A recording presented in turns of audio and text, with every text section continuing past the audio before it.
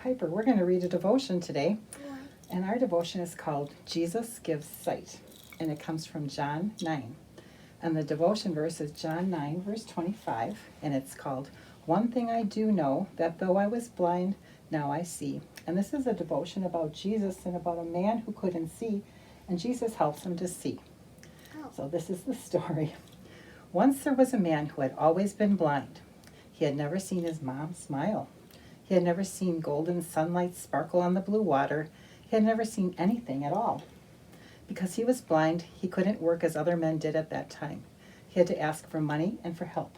He couldn't see. The word is blind, and he couldn't see anything. One day, the man heard people nearby talking about him. They were wondering whether he was blind because his son or the sin of his parents. Then another man's voice answered, "No sin caused this, but the works of God can now be displayed in him." The man went on to say, "I am the light of the world."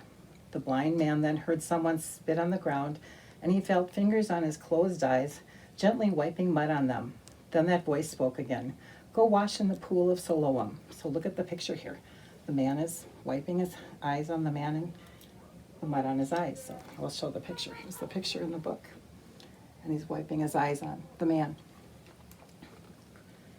He went on and washed, and he could see. He hurried back to find the man who had done this amazing thing to find Jesus. And everyone who knew him as the blind man was amazed. They kept asking, "Isn't this the man who used to beg for money?" But the Pharisees were not amazed or happy.